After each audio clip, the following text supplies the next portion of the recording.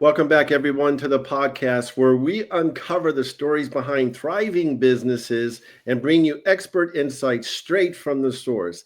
I am so excited and delighted to introduce everybody to Damien Charles. He's the owner of Dcrete Durable Concrete Coating. Good morning, Damien. How you doing? Good morning, Didier. Doing pretty well, man. It's a beautiful day today. It is. I love that logo on your shirt. Very powerful. Oh, man, yeah. Keeping it simple. Dcrete, yeah, durable coating. So, yeah, man. I see the logo everywhere. We push it everywhere. So, yeah. It's all about branding, right? Oh, man, yeah. Brandon, but keeping it simple. Less is more, I always say. Less is more. Absolutely. So for our listeners that are joining us for the first time, this show is all about bringing you behind the scene experiences to gain valuable insight. This podcast is your go-to resource for learning about businesses that shape our communities and discovering how to make the most of their services. If you enjoy this content, please subscribe, please comment, give us some feedback on how you think the show is going. And with that being said, we're going to dive right in and learn a little bit about Damien's background, and we'll go right into that. Let's get started. So tell us about your background. Yeah, man. So I'm originally born in London, England. So I'm a Brit, came here in North London. Came here when I was about 6, 7 years old. So I came here with my grandparents. So I grew up in Florida. I'm here in Orlando, Florida. So it's actually a sunny day today for those that are in Orlando. But so came over here, grew up, went to school here in the area as well. So definitely love the Sunshine State, and I would never go back and move to England, even though I do have family there, have my sister, cousins. But yeah, that's about as much as I'll do is go back and visit and catch some football matches. We call football, which everyone calls soccer. But soccer. Yeah, big Arsenal fan, big Gooner. But yeah, so growing up here, and then obviously I was into corporate America space for a while. Was a territory manager, so I did that for almost 19 years within the Central Florida area, and then some of it on the coast as well, going down to like Melbourne. So yeah, I did that for a while and transitioned from that space into being an entrepreneur and having my own business, which was interesting. Definitely not for everyone, I would definitely say, but you got to make sure you definitely have some drive and be able to persevere. But yeah, definitely love what I'm doing today. A lot of hard work, but a lot of gratifying work as well too. So, what inspired you to get into the concrete business? That's funny. Yeah, because it's concrete, and we don't actually lay the concrete, so we're just coating it. But it's so funny. There's a couple of different things, right? So one, I've always wanted to be in home renovation, to have some kind of part in home renovation. But obviously that space there's a lot, but it's very competitive in a lot of those spaces as well too. But in concrete, I mean, when we got into our home, and I've been here in our house for probably 13 years, my wife decorates, and when you have any ideas, she's like, no, that's not going to go, right? So pretty much the only space I had was the garage, which had concrete. That was a space. And I was big into organizing it, making it look good, had a TV out there. I could pretty much do whatever I wanted almost out there in that space. And at that time, I was like, let me go ahead and paint these floors, make the floors look a little bit better, painted them. So we ended up getting the DIY kits from Home Depot, put the little flake on there. Yeah, no, that didn't last. The garage ended up looking good, but the floors didn't last looking good at all. So that was my first taste of getting into that space. But that was years before. I was still in corporate America.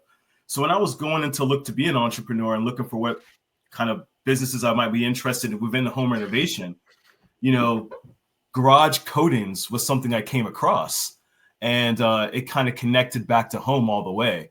And, it was a whole thing of renovating the garage, full cabinets, but the main piece was really doing those floors, right? The decorative floors and doing it the right way. Absolutely. So at that point I was intrigued, did some research, and took myself up to Wisconsin, where the product really is manufactured out there in Wisconsin. And it all started from there. I love that, man. And it's interesting. I talk to a lot of business owners as well as in home improvement, and they all have a story to tell. And it's interesting how you evolved from going from corporate America into becoming an entrepreneur and finding something that you're really passionate about, which is in essence, helps homeowners beautify their space, which is their garage.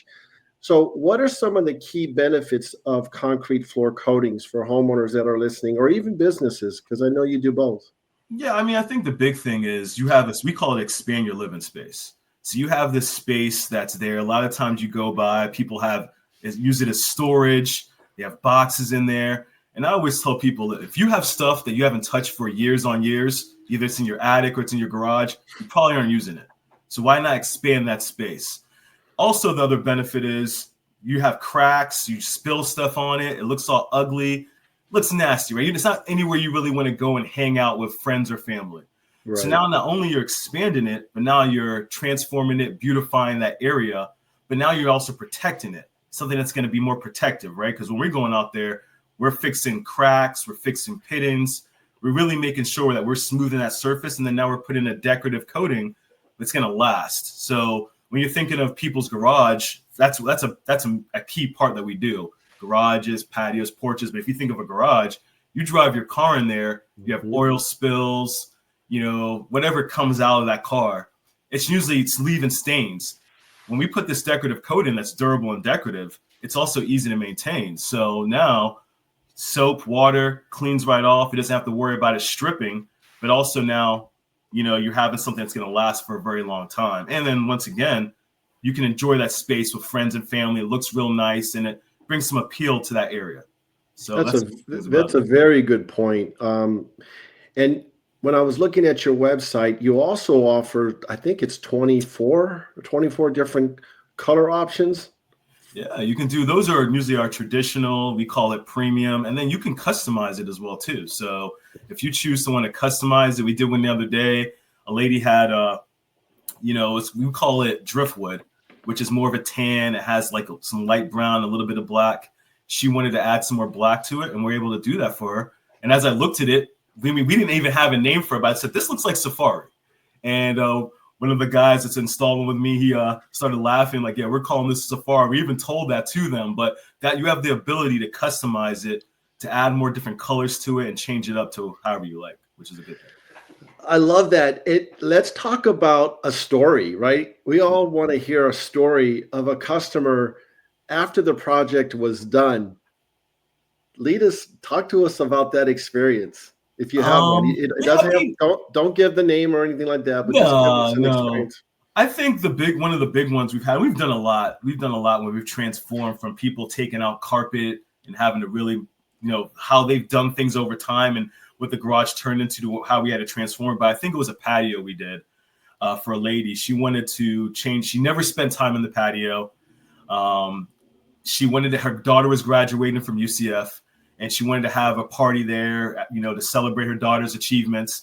And the concrete, it was just concrete, but it had almost like these little pebbles on there. People might know what I'm talking about. And it's usually epoxied on, so you can't get it off. But there was huge cracks, like a huge crack in this concrete. So because of that, she never spent any time out there. And she was so, hey, I'm going to have people over. I don't want to, she wants more space. Like we always said, expand your living space. But she didn't want them to come out there and see that. Friends, family, she didn't want that at all. So when we went and looked at it, we're like, not only was it cracked, but it was also cracked and lifting. Yeah, so that was a part of it. It was definitely a challenge. So we had to partner with someone else. We usually stay in our lane, but I referred her to someone else that I know that was able to not only get that off, because you need a certain type of equipment. We have a grinder, but to get those pebbles off, that grinder would have probably maybe done it, but it could have messed up our equipment and messed up her screen as well. So you wanted someone that was expertise to get that off, which they were able to do. So thank you to them. If they're watching, they'll know exactly who they are. From that point, we had to go ahead and mend that concrete. So we use our mender, which is a 1-to-1 chemical. And we mix it with sand.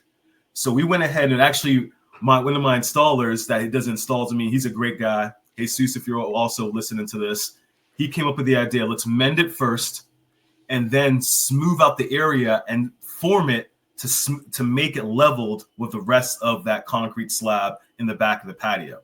So that was the first thing we did for her. We had to make sure that the prep work was done first, because if we just went ahead and laid this coating down, she would have still had a crack. People could have got hurt, and it wouldn't have changed really too much. Yes, it would have looked better, but the crack would have been noticeable. You had to get rid of that first. So, Damien, you know what I really took away from that as well is that you said something that is important as a business owner. You said stay in your lane. oh yeah, and basically doing what you do best, but actually hiring a team or another company to come in and work with you and working together to accomplish a mission, right? To accomplish that goal. yeah. And I think that's powerful. So I wanted to kind of let you know that as well. Um, Another thing I wanted to mention to you is there are trends. I talk to a lot of businesses in different various industries. What are some of the trends, whether it's technology, whether it's you know whatever it is, what's the trends in your industry that are helping your business? I mean, I think the biggest thing is just making sure that the awareness, that one of the trends that a lot of people know about what we potentially provide. Sometimes they've seen it before, but maybe on TV or they've come across it in a magazine, but until you actually put your eyes on it, that's the biggest thing. So it's probably maybe like a year ago, there's only 5% of people actually have coatings done from a residential aspect. So I think the biggest thing is making sure you get the message out there, your marketing, and from a trend standpoint is showing that. So getting videos out there, make sure you're on social media, making sure that people see that full project all the way.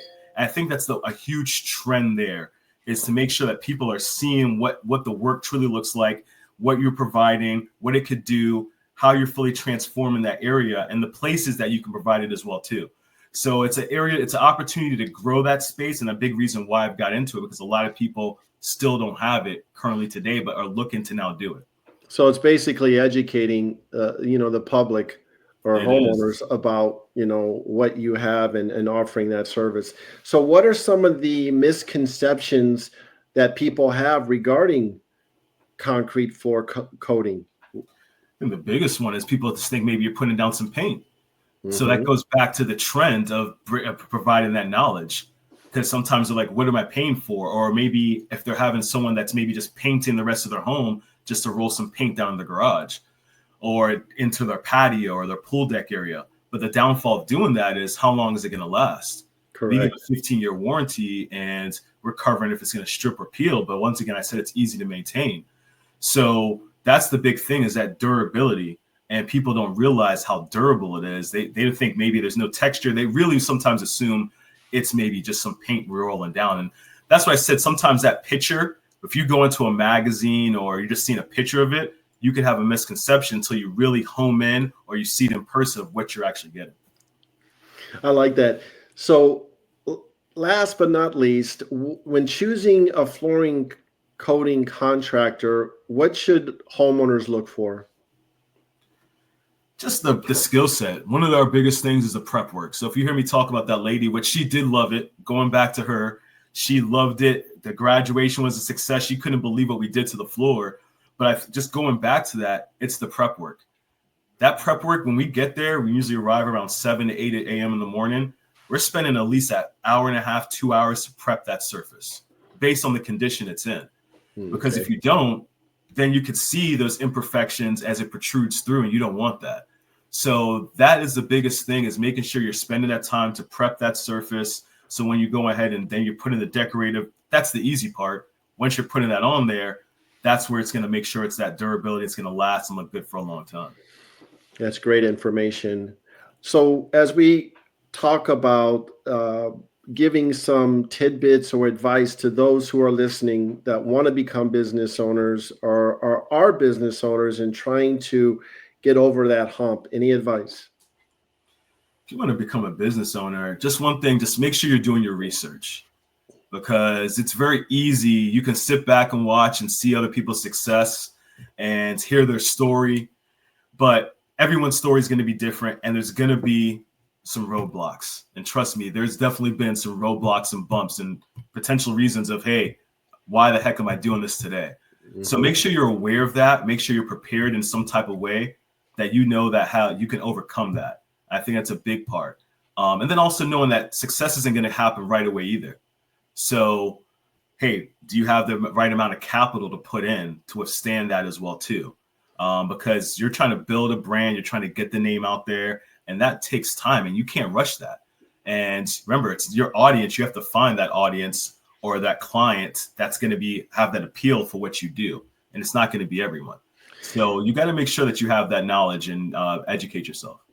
And it doesn't happen overnight. And that's another thing, that I'm able to take away for so many business owners that I talk to, is that you got to stay the course, and you're going to take the good and the bad, but just focus on seeing that light at the end of the tunnel. Yep. And it does get better. Just stay the course.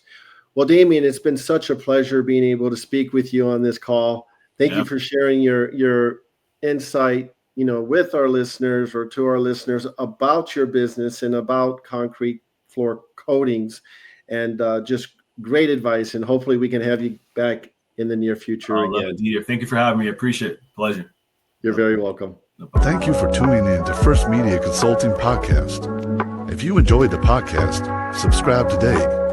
To nominate a business you would like to recommend to be on our show, go to firstmediaconsulting.com or call. Thank you for listening.